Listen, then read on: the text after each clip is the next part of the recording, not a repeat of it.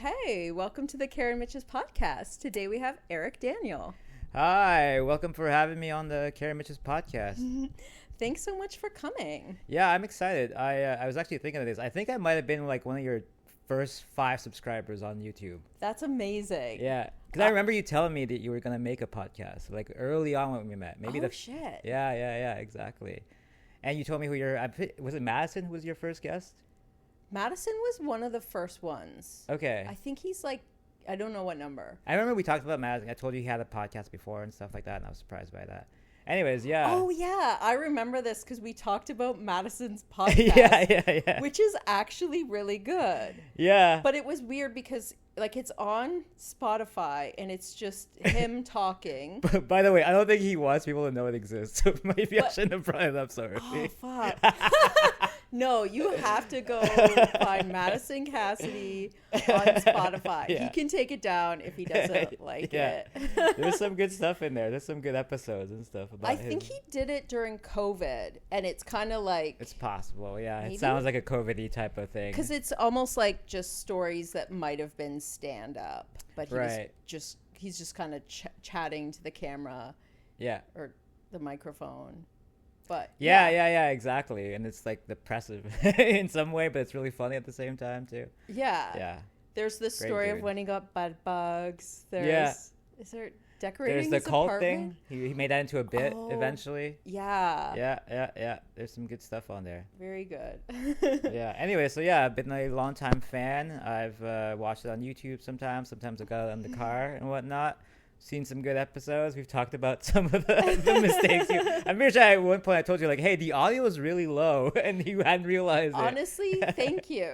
That's you are allowed to criticize me, people in general who watch this, because I don't know if no one tells me. I've realized you do not. I don't think you watched the show after. You have no idea what you're putting out there. You're now officially hired as quality control. I do not accept the job. No. If anything, I would temper with it, try to make it a little worse. It's like, give you notes, like try to put some Hitler talk into this one. I don't know. People, that seems to be trending. Not enough evil on the show. Yeah, no, not enough evil at all. Are you a podcast fan in general, or is it just sort of like things in the comedy scene? I go in and out. You know, I used to actually listen to a lot of podcasts. I've never been like super loyal to any of them. Like I'll have like, I'm listening to this one for like a few months, then I'll move on to another one and stuff, and then come back. But I realized I use podcasts a lot to like drown out boredom, right? Yeah. And now I'm trying to embrace boredom when I can. Ooh. Because it makes me, like people have said, like some of the best stuff comes when you're just like sitting around just mulling something in your head, not even really actually thinking about it, but it's just kind of in the back of your mind. Yeah. And you're like, oh, you know what'd be really funny? Or just sometimes you just like, as you're just like standing around, you just think of something ridiculous, and then it's like, oh shit, that could be something. That could be, you know, and then you record it or write it down somewhere, and then that can end up being something. So yeah, I'm trying to like embrace boredom. Yeah, I constantly have music on when I'm walking around, and I walk and I transit a lot of places.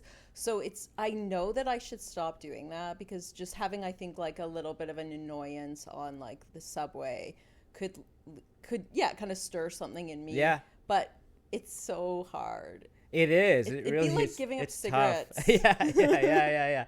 Yeah, music too. I love music and stuff. I usually have like, you always used to have music on in like anything that I'm listening to, like hip hop, rock, electronic music and stuff.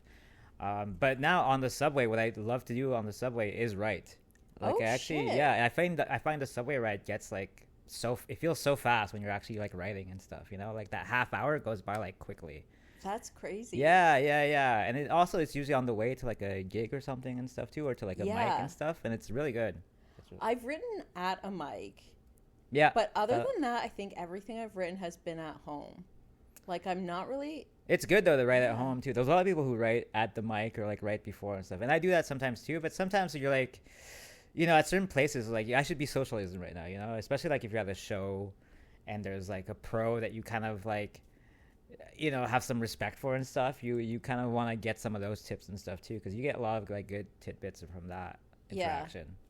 I feel like I'm also bad at socializing, like, because sometimes I'm just like on a mission to like get to the mic and do my set. Like, I don't even just like go say hi to everyone in the room, and then I'm like, I'm probably just like making enemies, like, rolling up places. No, I think the only thing that does is just people just won't. I don't think anyone's gonna hate you for that. Anyone's gonna be like, Karen didn't say hi. What the fuck, Karen? You know?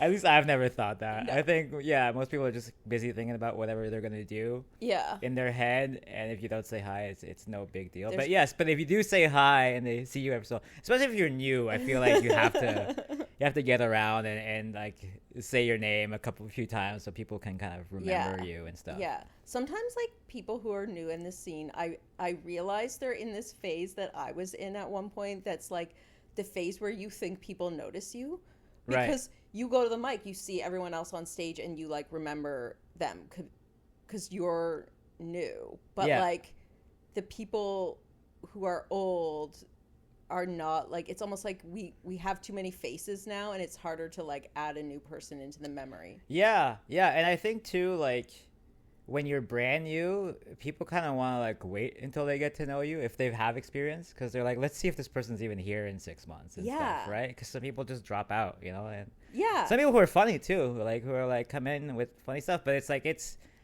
not. Like, obviously the job is to be funny, but there's all this other stuff that you also have to do, like showing up at the mics, so, like, when you actually take it a bit seriously, like multiple times a week, right? And not everyone is built for that or has the schedule for that. And I started in a comedy class, and I still, like, I took another one just at the beginning of 2025. So it's still, you know, I'll be around the class people, and they'll be trying to talk to me about comedy, and I'm like, but you're not in it until you start going to a mic every day. Yeah. Not every day, but regularly. And then a lot of it is just, it's not any one thing, but it's like all of it. Like, there's a lot of it. There's the going to the mics, there's the networking is a part of it, right? There's just trying to like being okay with asking for spots, which is like not a thing I was comfortable with at first. You know, I was like, I thought producers would just come to me all the time, or like whenever I was like, I thought it was a meritocracy for one thing. Yeah, so you're like, if I do good at the mics, people will ask me to be on their show, and if no one's asking you, you're like, am I not good? Yeah, and then you look at a poster and you're like, okay, I'm as good as this person who got off. Yeah, you have to realize, like, well, you gotta ask. Yeah, some people just get a lot of spots because they're okay with bugging basically everybody. You know, it doesn't matter if they just met them. They're like, hey, whatever, I'm this. How do you get on your show? Yeah. And some people are also, some producers can kind of get I shouldn't say this, but can get bullied kind of easily into being like peer pressured into like being like, oh yeah, sure, I'll put you on like 2 shows from now. It is true. It's like, it's the same thing in a work environment where like some people always have to help everyone because they don't know how to say no. Right. Yeah. And it's like some people will always have lots of like bad people on their show because they don't know how to say no. Yeah, exactly. Sometimes you're like looking at a lineup, you're like, wow, this is gonna be a shit show. Yeah. this is gonna be a long show.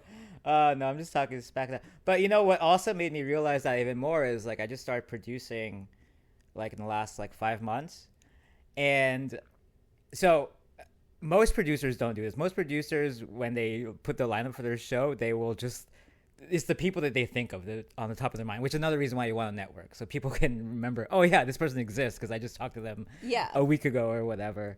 But I actually went through my like Instagram, like people I followed, and I was like, I went through the whole thing, and I started being like, oh, this person I could, they could be on a show someday. They could be on a show someday, or whatever.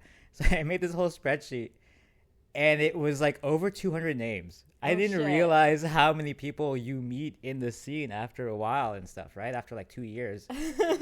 And so it was like, and there's some people that I'm like, oh yeah, like obviously like big standouts and stuff. So I'm like, oh, I'd love to have them on the show. And then there's like, but most people are kind of like in this really big middle ground, right? Where like there's a lot of funny people. That's what you kind of like don't realize how many funny people there are. So when I kind of put my shows, it's kind of like I try to have like a mixture of people from different styles, but also like different cliques.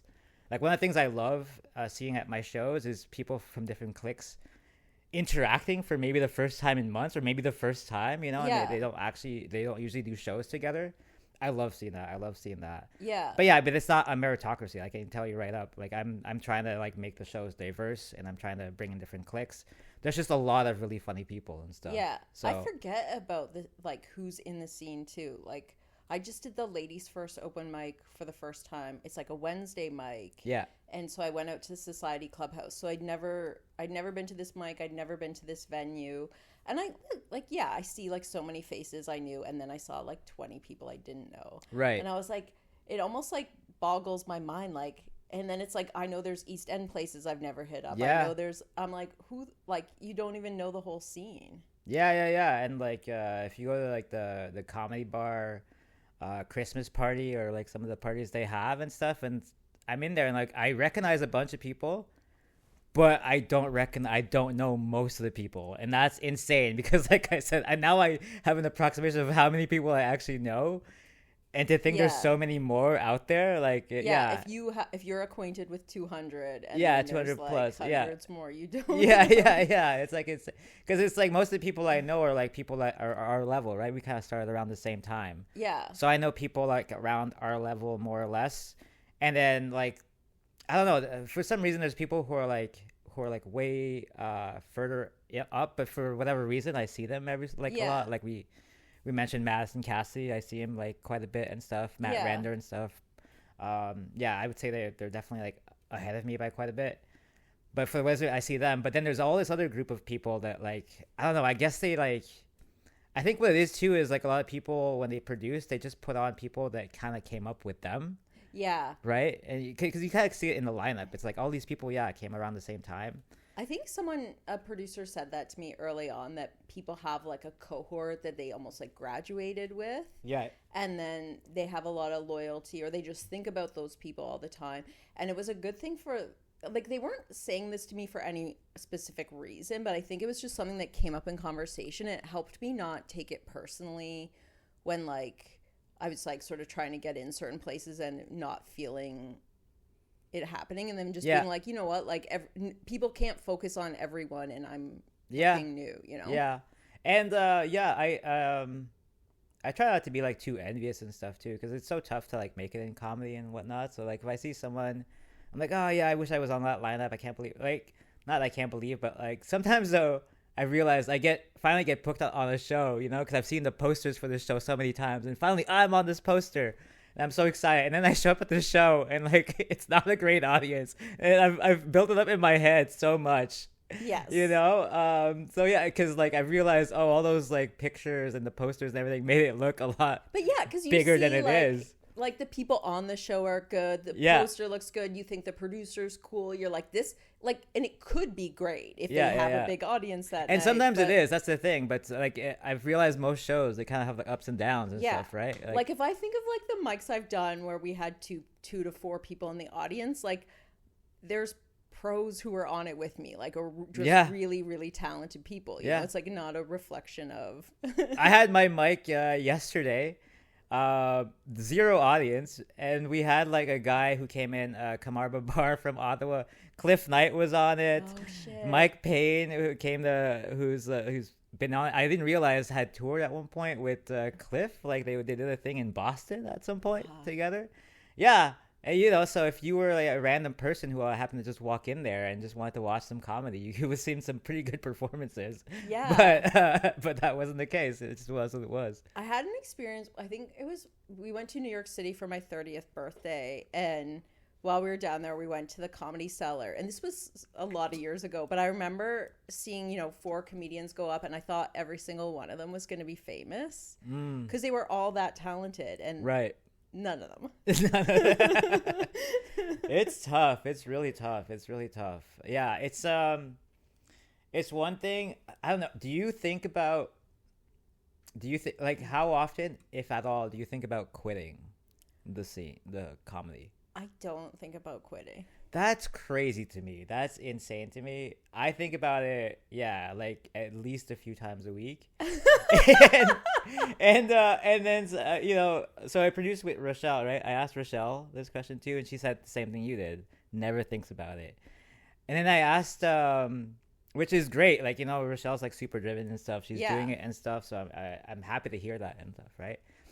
Then I go to Kenny Robinson's class. Kenny's been doing comedy for like 30, 40 years, right? Yeah. And I asked him, I was He's like, how the often? OG. Yeah. He's the unk, as Charmaine, he put it. So he had told a story. He tells a lot of stories, but he told a story where in the middle of the story, he was like, oh, so I've been thinking about quitting, and then this other thing happened. And I asked him afterwards, like, how often do you think about quitting? And he was like, every day. I love that. And then I was like, oh, okay, so I'm okay. I'm and okay. Kenny's definitely doing it. Yeah. It's too late for him to do anything else. He is useless at anything else, I'm pretty sure, at this point. Yeah. No, he's not going to have a second career. It's too late. He's past that point. No. Yeah, shout out to Kenny Robinson, though, for real. But I remember having Ava Val on here, and she's been at it for, I think, 17 years. And I was just asking, I don't even know if it was in the pod, but we talked about like who sticks with it and who doesn't. And she's like, it's not the most talented people, it's the most obsessive. Stubborn in a way, I guess. Yeah, I mean, I think it's not like that I don't enjoy it and stuff. That's not the problem. It's more like looking down into the future and stuff. It's like, all right, so I'm gonna get better at this. What am I gonna get out of it? And it's like, yeah, you could be a superstar at some point.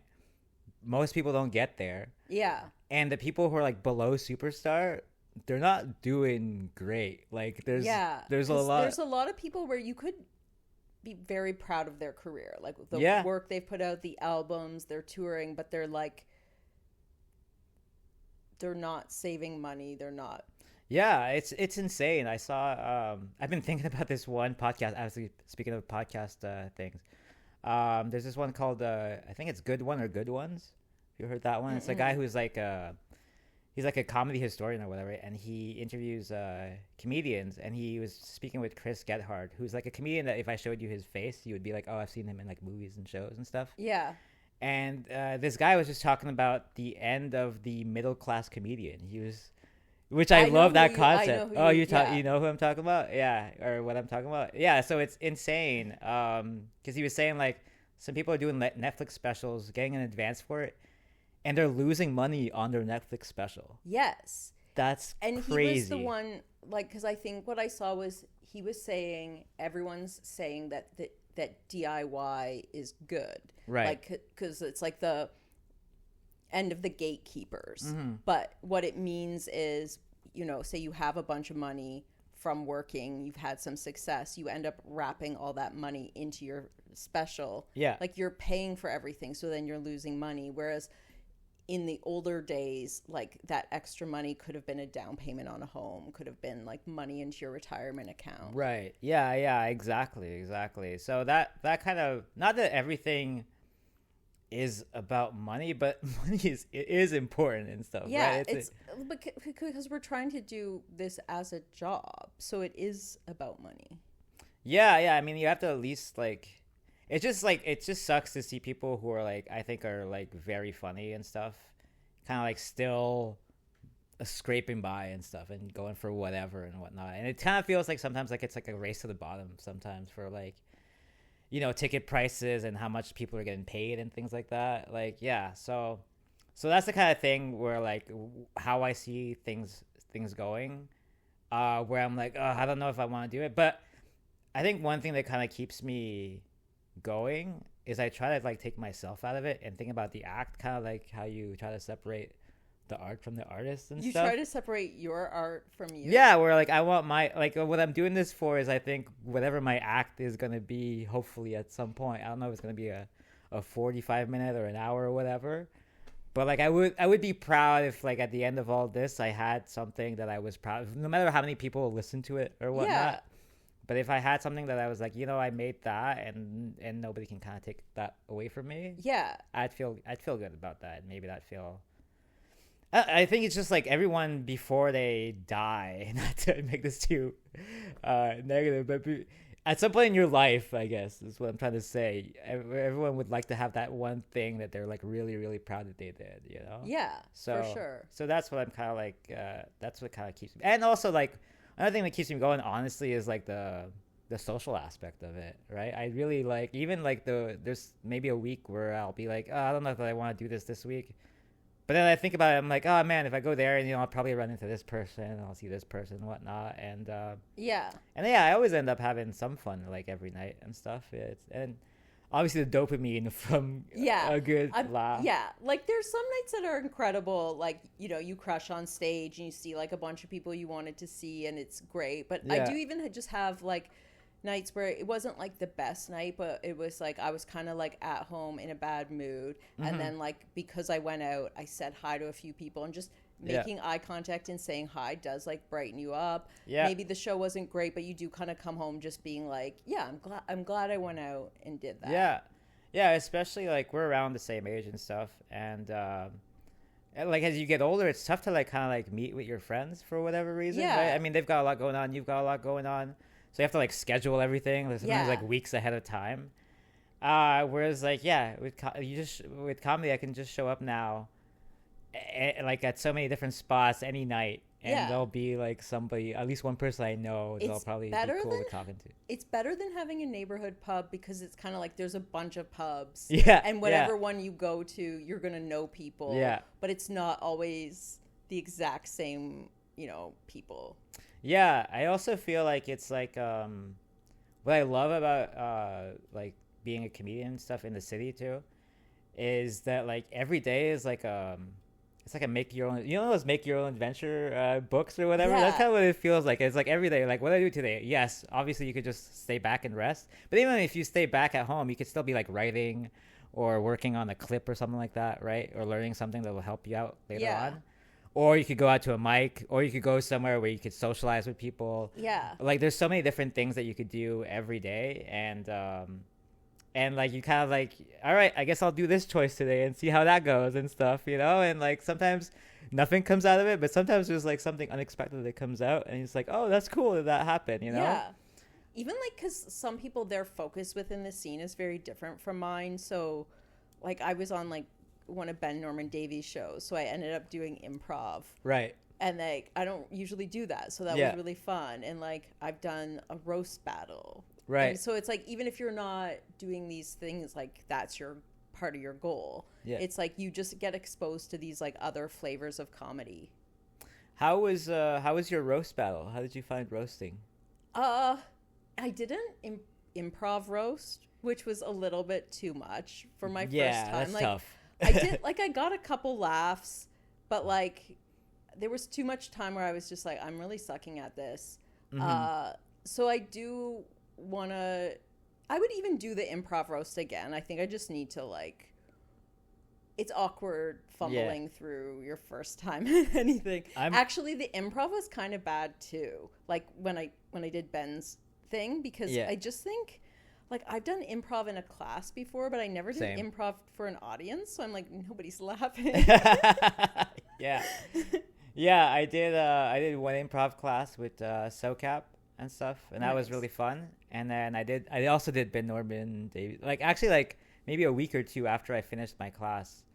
And I thought I was like, when I was doing the class, I was like, oh, I might be like okay at this. And I did his thing, and I was like, oh, I'm awful. Actually, I'm so bad. This is so much more difficult. Yeah. And I was like, for now, I'm not doing improv and stuff. I'm like, I got my hands full already with stand-up and stuff. I don't need to add another thing into this. Yeah. I had Rena Taylor on, and she's like, she's heavily in like the sketch comedy scene. And I just was like, oh yeah, that's a whole other world that would take me like a million years to sort of.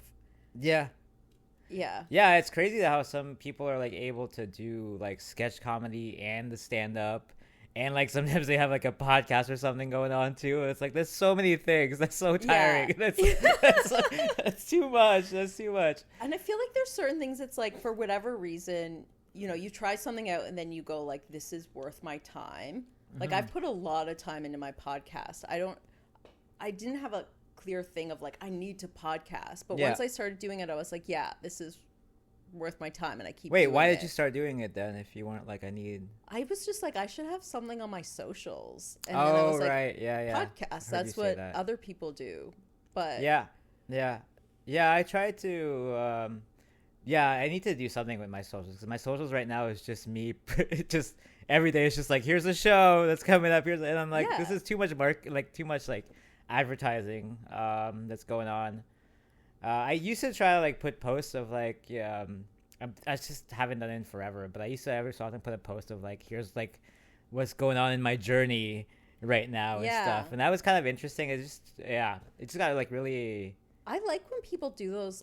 I just don't know really how to edit together a little video yet, which sounds stupid, but I like those like slice of life where it's just like, here's what's going on and stuff. Because some stuff is like interesting, right? Like I was we were talking about like unexpected things. Like my mic last night, like I said, wasn't really that great and stuff, but then at the end of the night I was speaking with the host, Mike Payne, who's been doing it for like 9 years, and he had like so much great advice that he gave me, and like he told me like, oh, go check out maybe this show, and maybe you should apply for that show too and stuff, like they're like in the not around Toronto but like in other regions and stuff. So he's like they're like great shows and whatnot, so like that's like super useful and stuff. So that was, and just talking about like that, like telling people like this is why you have to kind of like be out there and doing these different things, because you never know like kind of like what's gonna happen and stuff. It is. It's mysterious, and then it's just you can just here and there's just moments when I was thinking about this too, that like I think one thing I have is I have like a entrepreneurial kind of spirit. Like I've actually been like in I do tech, that's my like my day job and stuff, and I've been like in 2 startups, like early stage startups. That's interesting. Like one company when I joined, I was like employee 7, and then another one, it was like literally we were working around one of the co-founders' kitchen table. Oh fuck. Yeah, like it was like 4 of us at a kitchen table when we started, and both of those companies are still going. So I'm really like proud about that. Like I helped to build something that grew eventually. But like with stand-up, it feels like, or I think just being an artist in general, it for every artist must feel like it's like your own little small business, right? Yeah.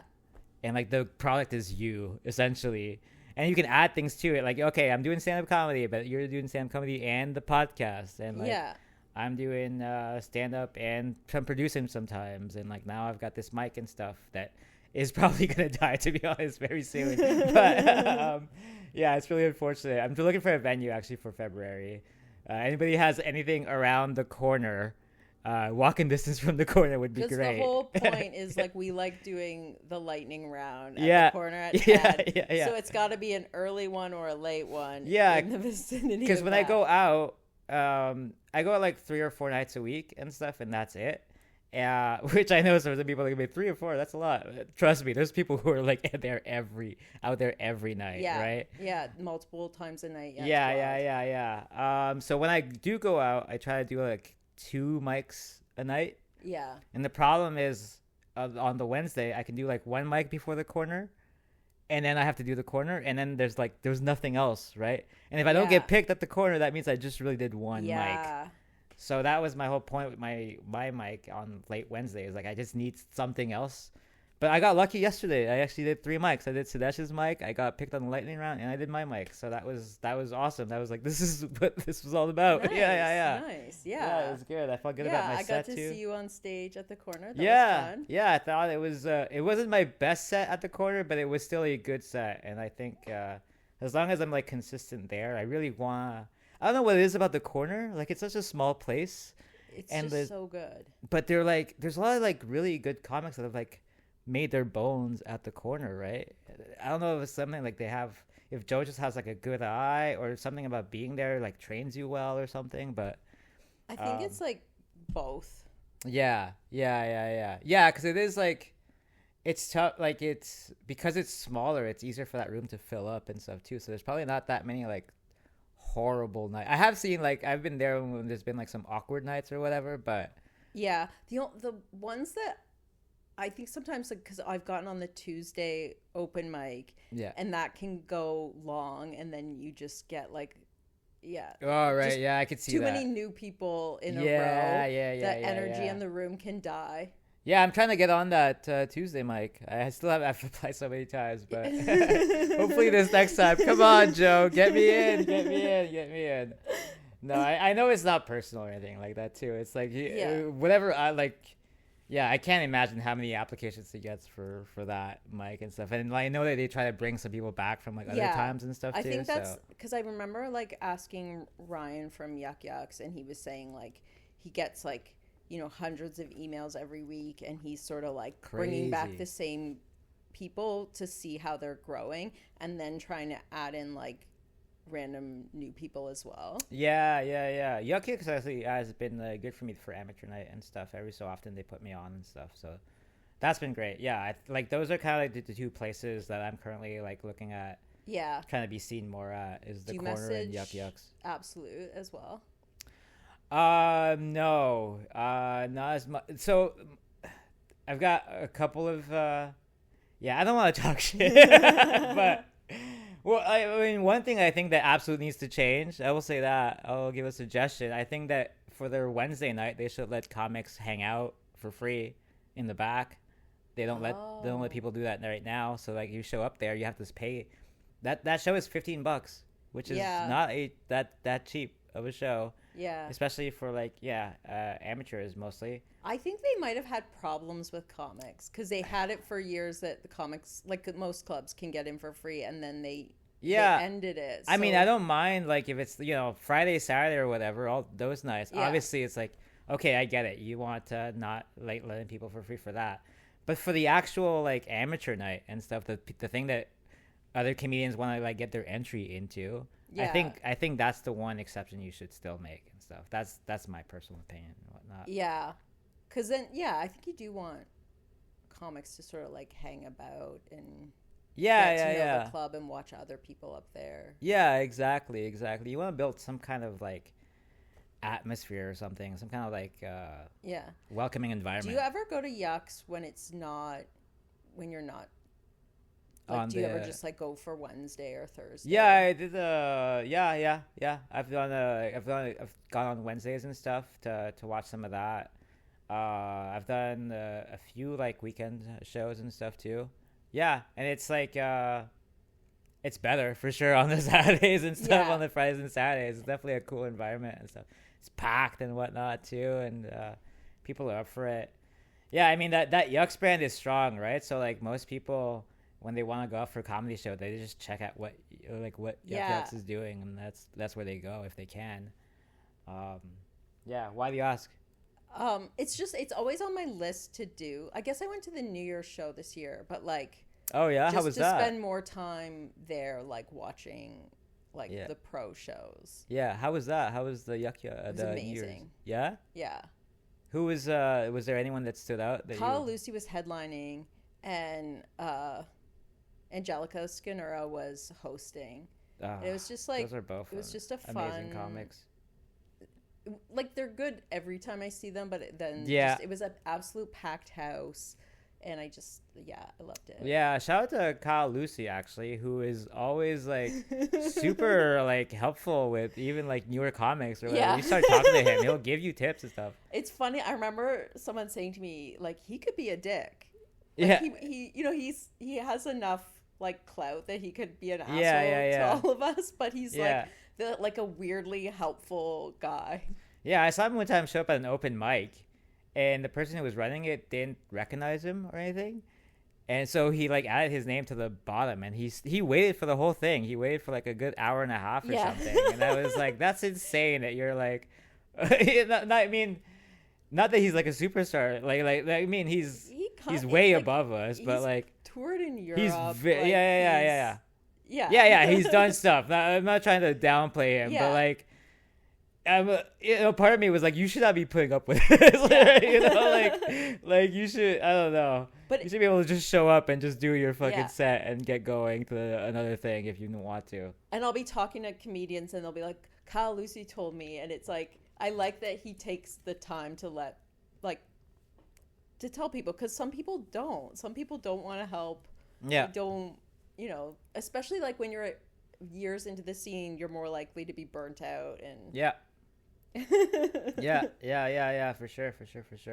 Yeah, and it's like I said, like where some people kind of just wait and stuff. There was do you know who Mark Trinidad is? Sounds really familiar, but he's from Barrie. He's this really funny black dude. He shows up at the Nubian shows every so often. And his thing was like, I don't really like talking to people who are like below 6 years. So it's like, holy shit. That's like a lot. Like for me, that feels like a lot, you know? Like 6 years is someone I usually, most of the people who are 6 years in, they're usually like somewhat pro in some ways, right? Yeah. It's like move to America time. yeah. I was thinking of that too. Like, are you, you know, because that's one of the things, right? I'm telling you, like, what does this look like looking forward? And stuff, and I'm like, usually the move is like go to America, but like this is a weird time to move to America. Oh my god. This feels like if you move to America now, it feels like, I mean, back in the day, like moving to Germany in like 1934 or something like that. You know what I mean?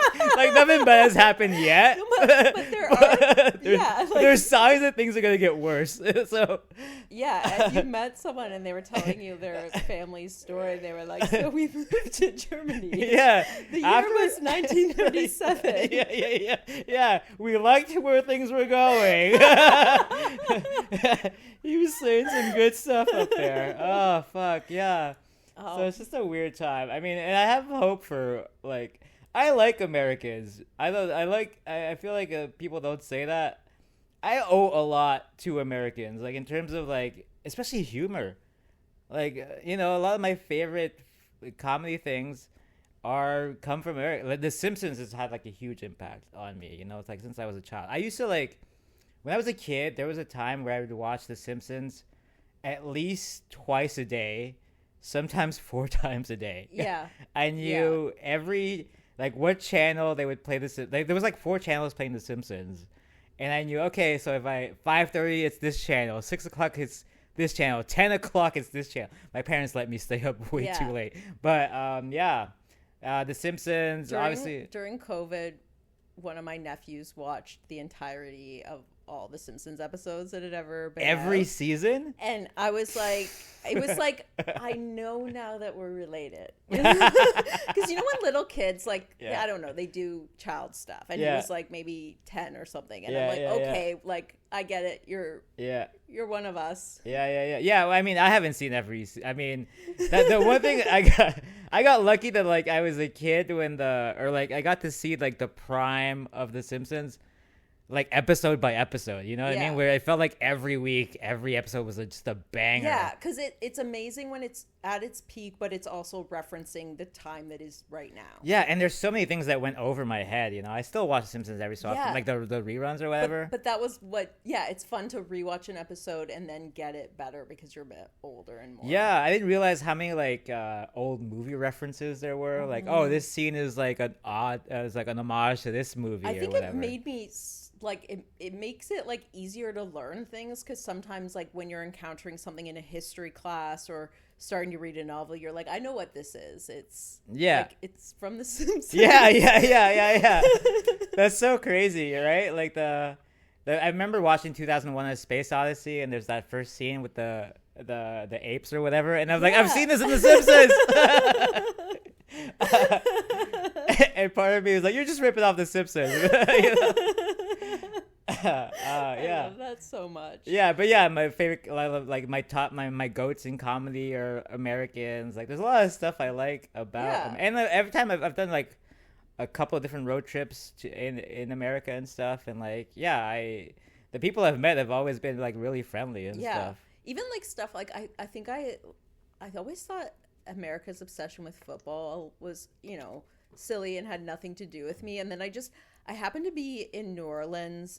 I was there for New Year's, but there was a big football game going on. Okay. And the vibe in the city was fucking amazing. Yeah, it's crazy. And I just think Americans they have a nice like public life, like the way they are their vibe is fun and they're fun to be around. Yeah. I mean, they're loud, right? That's the thing that they get criticized for. But it's fun to be loud when you're partying. And you want people who are gonna say hi to you and include you and stuff. And I think a lot of parts of Canada are, you know, a bit standoffish, a bit private.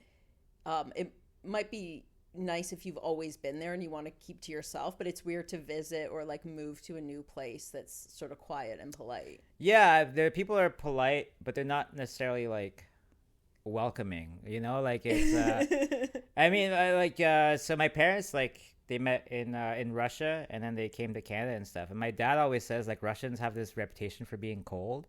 Yeah, but he's like, yeah, they might seem that way, but like I would meet Russians and they'd be like, they'd realize I was new to the country, and they'd be like, oh, you should come have dinner at our house and stuff. And they'd show up and it'd be like a feast and things like that, you know what I mean? And then he came to Canada and like nobody ever offered him it took like years before anyone, like any Canadian who was here, like invited him out of the blue to just come to dinner or something like that. Where are your parents from? So my mom's from El Salvador and my dad's from Peru. Okay. So they met there. They were there for university. And then what were they doing in Russia? So they went for university, and my mom's country was actually like in a civil war, and so it was a good way to get out of there. and my dad, I mean, so they got like these really good scholarships essentially, where like their tuition was paid for. They got like a dorm or something to stay in. And they even had like I think like a weekly allowance or a monthly allowance or something like that. Oh, wow. Like, yeah, I think it was like a lot, right? And this was under communism? Yeah, USSR. They saw the last few years of the USSR, actually. Like, they left, and then I think a year later, the USSR was like done. That's actually really amazing. Yeah. It's an interesting time to see and stuff. So they got to see they got like some pretty interesting views on like what that looked like, right? Like that kind of communism and stuff, and Russia and stuff too.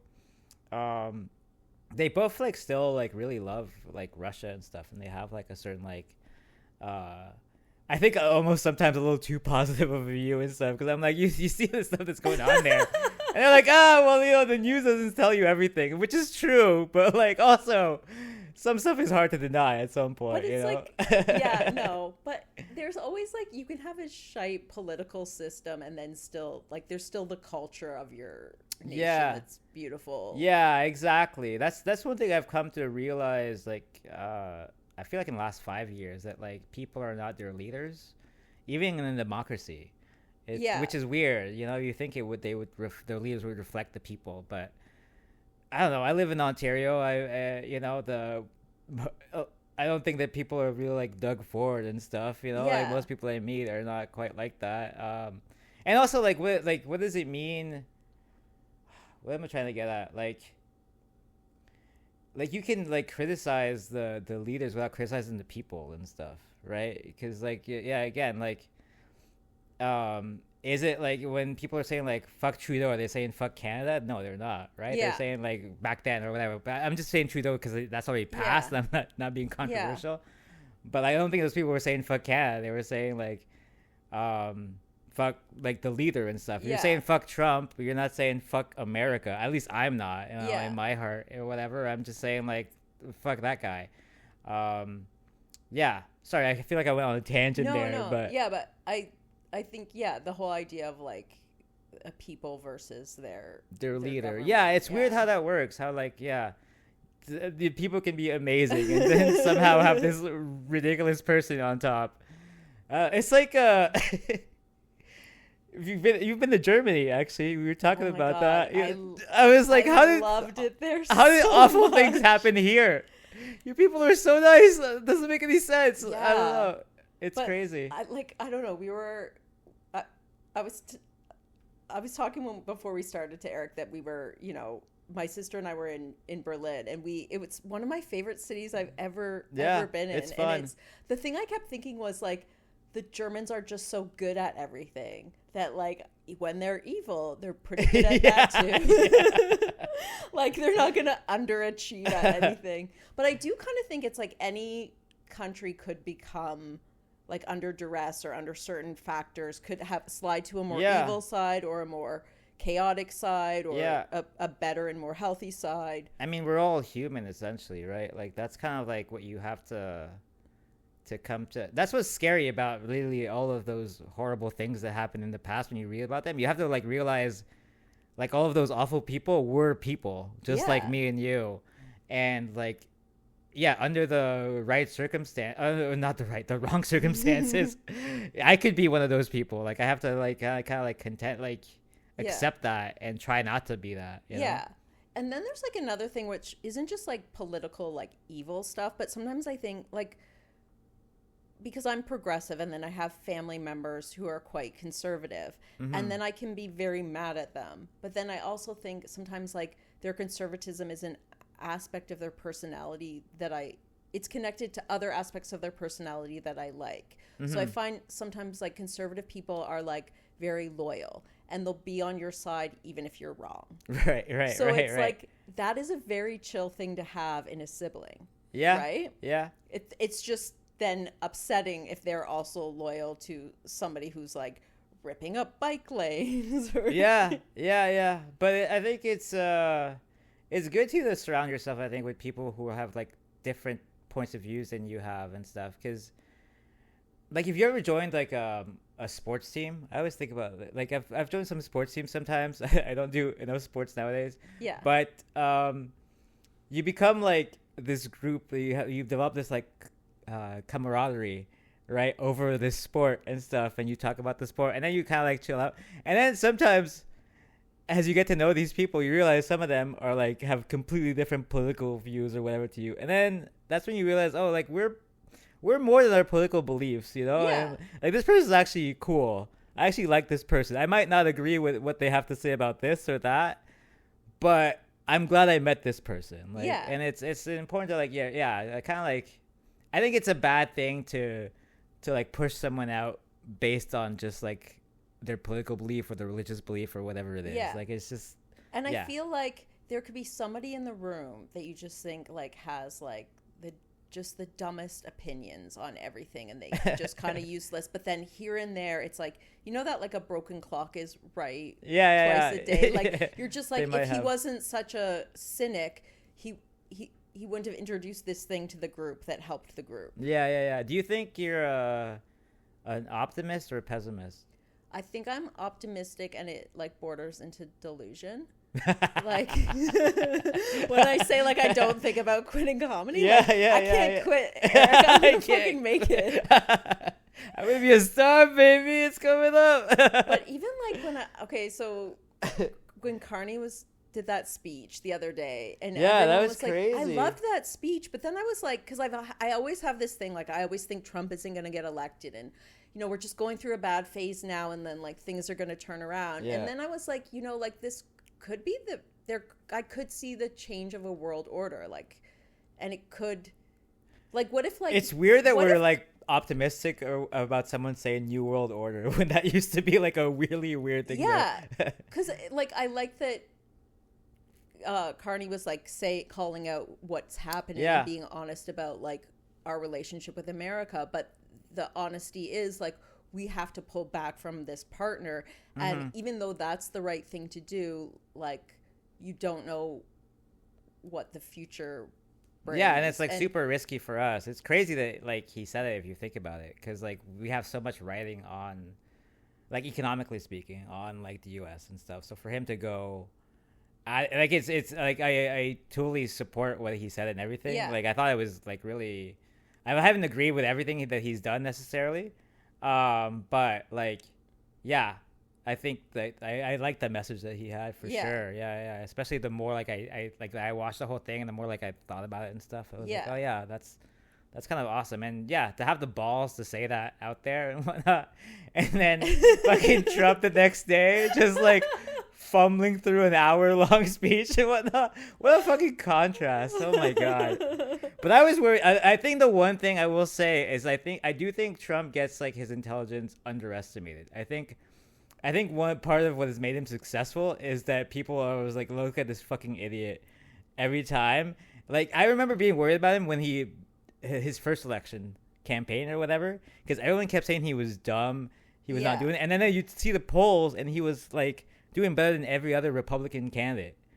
And then he won the nomination. I was like, oh, this is a problem. And people still didn't take it seriously. People still would call him dumb and whatnot. I think there's something he's doing that's very intentional. I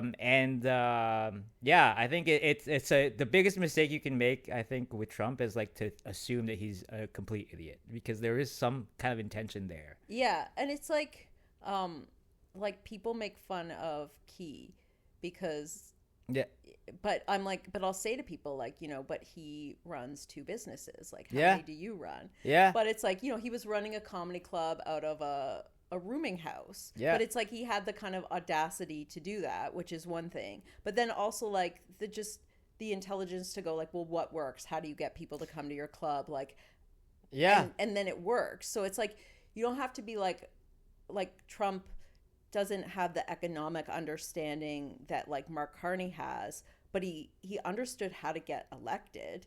Yeah. And then like, he gets some stuff. I mean, I don't know that he's gonna be good for the US long term and stuff. But like, to be able to get to power, first of all, the highest position that you can in the world politic wise, is an accomplishment that very few people have done. There's also like I think some people think like they blame too much on him, and it's like, let's say like he just had like a stroke just after he got elected this term and died. Yeah. Like, I don't think everything would have gone back to normal. Like, I think it's like he is sailing a ship that was like leaving the harbor, and he was like, I'm gonna get on this ship.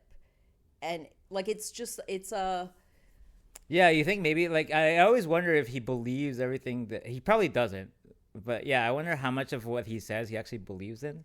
Actually, going back to that Chris Gethard thing, he was talking about how, like, apparently, like, I didn't know this, but apparently some comedians, at some point saw a niche, conservative, potential, like, fan base that they could, like, try to cater to. Yeah. And they're like, he says, like, he was talking with the interview. It was like, you and I, he didn't name any names. He was like, you and I know some comedians who are saying things that they don't believe because it's getting their viewership up. It's getting their views and their likes and their clicks or whatever. That's insane to me. But I'm sure that like that's part of the game at some point too. Like for some people, anyways. Even just like people saying things they do believe, but being more sensationalistic than they would be because they know like that's what the algorithm shoots out.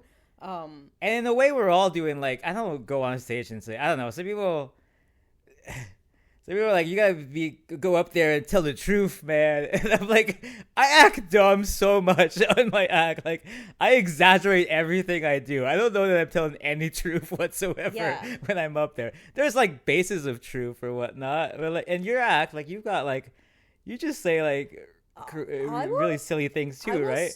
I'll sit at home and I'll have a smart thought and I'll try to say it, and then I'll just end up talking on that topic, and sometimes I just say the dumbest thing. Right. It literally is making the conversation stupider. And I feel like if you want to know who I am, it's like my comedy is like themed around me. It's all the stuff I think about and know about. But then it's like the expression is just, I don't know if it's stupid, but it's kind of stupid. Like it's because we're not at the level, like, I don't know what your followers are like. My followers are mostly other comedians. My fan base is other comedians, right? Yeah. For the most part.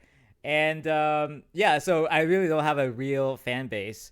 So when I go up there, I just have to be funny. Like, I have to cater to the masses, essentially, right? Yeah. Yeah, I think maybe once you get past a certain level where you're actually like a name and whatnot, maybe then there's certain things that you can kind of like be more truthful about. But you don't want to, I don't know, some stuff if you get too serious about it. Like, there's every so often I try a bit that's like more smart or more like my opinion. Sometimes it's not that funny. It comes off more like a rant.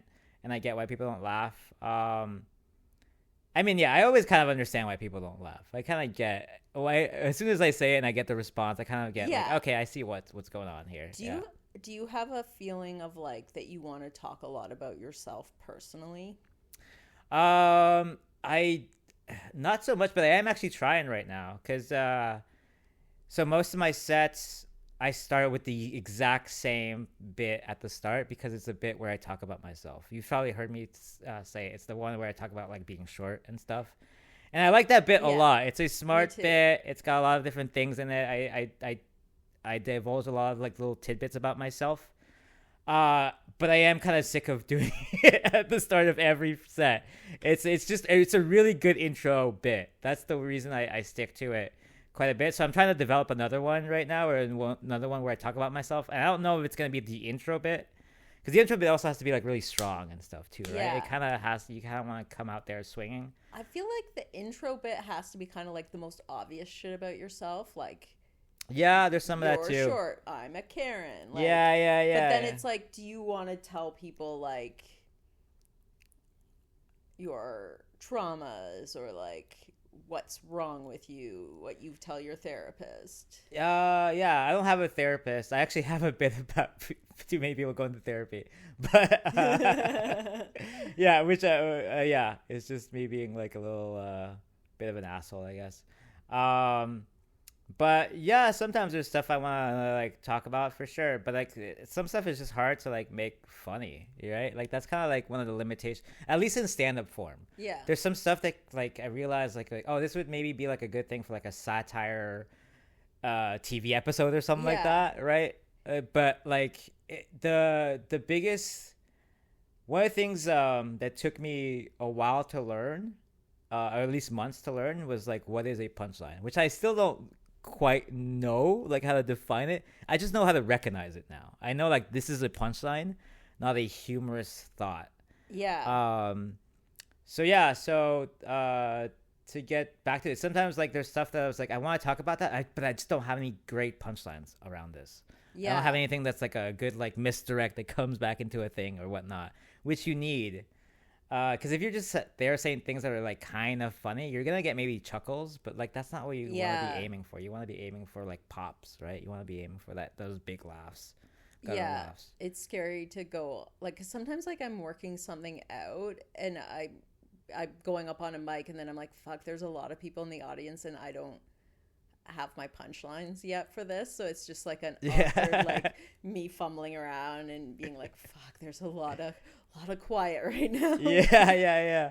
I had it's kind of funny though sometimes to explore those things. Sidesh Pai, shout out Sidesh Pai, he was reminding me about this one bit. I went up at Kenny's class and I had this thing about like wanting to get like the hair transplant, but not for my head but for my pubes.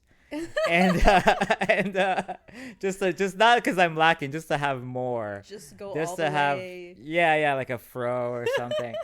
and I went on for like I didn't realize until I got the light that I was like at 4 minutes of talking about this. and then it was like 5 minutes, but yeah, it was kind of funny to do that first exploration. Eventually I brought it down to like literally like 30 seconds. And then now it's not even like I still have it somewhere like there, but like it came out of my sets because it just wasn't strong enough. It was maybe like too dumb. I don't like to go dumb, but like that was a bit too much maybe. But yeah, there was something kind of fun though about like kind of like fumbling around and being like, here's something maybe that's got something going on. Yeah. But yeah, you need the punchlines. You need to have something that like goes through. That's the only way I can recognize it. It's a good word, I will say, punchline. It really punches through somehow. I think in one of my classes, like the teacher defined it for us, but I remember just him talking about it having to do with surprise. Like it has to, the second line has to surprise the first line. Yeah, sometimes it's a surprise. Sometimes the punchline isn't even a line though. Sometimes the punchline is like literally like you raise your eyebrow right after you say something. Like it's not funny until you raise your eyebrow, and then people will go like I have a punchline right now where I literally just repeat like it's the same idea as the last line, but for whatever reason when I do the second line, like people like get it now. You know what I mean? Yeah. And then they laugh at that one. The first line doesn't get. It's actually I think I was thinking about the short being short or whatever. I'm like I'm a 10 like I'm prison hot or whatever, and that line gets like a little bit, Then I go like, let's be real, this be a 10 behind bars, and that line gets a big laugh. But that's the same thing as being prison. Like, it's literally the same punchline or the same like idea, right? Yeah. And it's just, but reinforcing it. I guess it's kind of funnier. It sounds funnier. Yeah. But that's the big punchline and stuff. Yeah.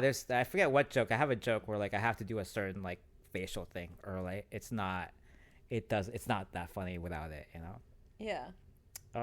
Yeah. So what is the punchline then? Is it because I wouldn't say an eyebrow raise is a surprise, you know. It's just kind of like, maybe it does surprise you, I guess, because it's like you don't see that facial expression coming out until that moment. It's something like, it's like you're seeing it one way, then you see it another way. It's something with incongruity. Yeah. Like the comic perspective, I've heard of that too. I've just thought that like comedy is similar to poetry. Are we already at an hour? We are. Holy shit, that was fucking fast. I thought we were like 20, 30 minutes in. That's crazy. Sorry, I cut you off. I was just looking at that just now. I've had a sense that like comedy is similar to poetry, where you're sort of like taking things that don't go together and putting them together. But in poetry, it's beautiful, and in comedy, it's funny. Mm-hmm. Yeah. Do you do any other writing? What do you mean? Like outside of stand-up? Short stories. No. I have thought about like maybe taking like a TV writing class, or like a screenplay writing class and stuff. I have a feeling that maybe I might be good at that. And it would like be like, if I were to go into that lane, like let's say I do quit stand-up comedy, the one thing that would be good about it's just the schedule around it, right? Yeah. Not being able to do it like at whatever hours. Sometimes like for example, we're Thursday right now. I've been out this is the third night I'm going to be out this week. Friday night, guess what I'm going to do? Probably just because I don't have a show booked, I'm probably just going to stay home and stuff, because I'm like, I don't feel the need to go out now, right? Sometimes it would feel nice to have like a more normal schedule. Want to go out when my friends outside of comedy want to go out and stuff like that. But tomorrow I probably just want to like rest up, I'm watching Mad Men for some reason right now. I'm rewatching Mad Men. That's a great show. It makes me want to smoke. I'm not gonna lie. Did you ever smoke? I used to be like a social smoker, where like I would go out with my friends who did smoke. Yeah. And I would like they would always offer me a smoke or whatever, so I would smoke like four cigarettes a week or something like that. Yeah. I realized early on that the mistake to make is to go buy a pack of smokes. As soon as you do that, it's game over. There's too many cigarettes in the pack of smokes. Yeah. So yeah, I never got addicted to it like that way. I totally understand though why people want to do it. It looks cool. It's social. It reduces your appetite. Yeah. Smokers, I understand you. I solidarity. Solidarity with the smokers. You guys should have your space. You guys should have one bar you can go to and smoke. I don't know about that, actually. Do you have anything coming up you want to plug? Oh yeah. Well, the only thing I'd want to plug, I've got some out of town shows that I am excited about. So on the 31st of this month, January, I'm going to Washago, Ontario, which is close to Aurelia. I've got a cousin actually around there. I'm going to go see. I think it's called Severn Comedy Night. And then I'm actually doing a show on March 2nd in my hometown. If anybody from my hometown is here in Elmer, Quebec, represent. Doesn't even exist anymore. Part of Gatineau now. Very sad. But yeah, there's someone who started doing a show there in my town. And so I messaged him, and I'm going to be a part of that in March. And I'm hoping to do some shows around Ottawa, which is nearby too. On that week. So that's what I'm excited about. We can check out your socials. Erick Daniel Comedy is my socials. I'm also with Rochelle. We have a production team. It's called Big Joke Energy. You can also go find that.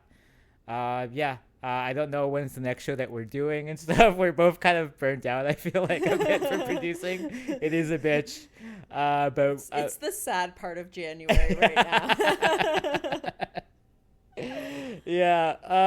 Producing has been great though. It's a great learning experience and stuff. I do think everyone should at least try it once to get the idea of what it looks like from the business side and the other side of the performances and stuff in the shows. For sure. yeah, you learn a lot and stuff. It's worth doing it. I don't know that it's for everybody necessarily. Yeah. I don't know that it's necessarily for me. I will keep doing shows every so often and stuff for sure. Nice. It is kind of fun. Okay. And that's it. Yeah. Okay. Thanks so much, Eric. It was a pleasure. That flew by, honestly.